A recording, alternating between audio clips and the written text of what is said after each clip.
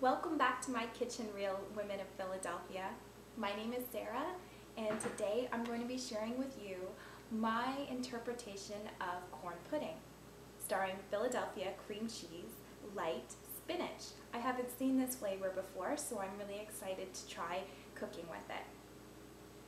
So my interpretation of corn pudding is going to be a little bit more like quiche than corn pudding, but it's still going to have the delicious, creamy corn texture that you're used to. The difference is I'm going to be using a spinach cream cheese to provide a little bit of spinach within the corn pudding, and I'm also going to use a crispy, crummy, tomatoey topping. It's really going to be good. So let's get started. Alright, so first I'm going to add 4 eggs. So I'll just whisk my eggs together, and now I'm going to add my corn. I have 2 cups of frozen whole corn kernels, and I also have 1 can of creamed corn. Now I have 1 cup of skim milk, and now I'll just whisk this all together. So to give my corn pudding a delicious creamy texture and invite a few tasty tidbits of spinach along for the ride, I'm going to add Philadelphia cream cheese light spinach. So I'll just add half a package. I also have half a cup of chopped fresh cilantro because I don't make a single dinner without using fresh herbs, and I'll just throw this in and it will really brighten up the color. So now I've added a little bit of salt and pepper, and my basic mixture is all set. Something else that I'm going to do that's a little bit different from a normal corn pudding is that I'm going to make mine a little bit fancier and make them individual sized. I've greased my muffin tin with a little bit of margarine around the edges and on the bottom.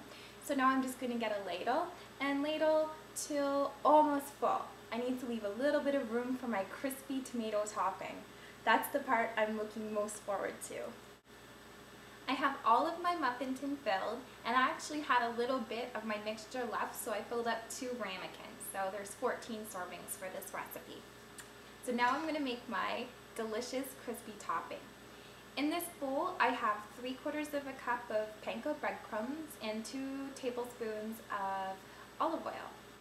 And now for the tomato part, I've cut up 6 sun-dried tomatoes that were packed in oil, and that's why I've only needed to use 2 tablespoons of oil.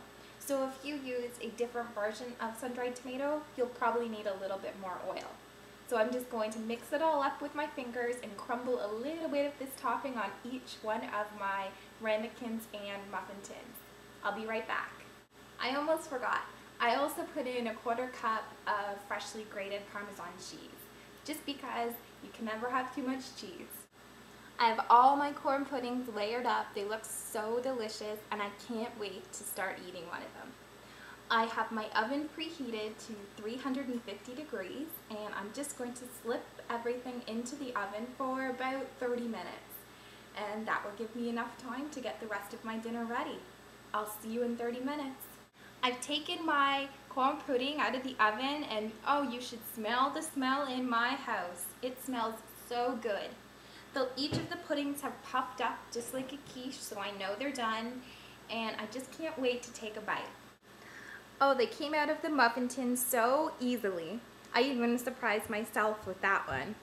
And now I can't wait to take a bite.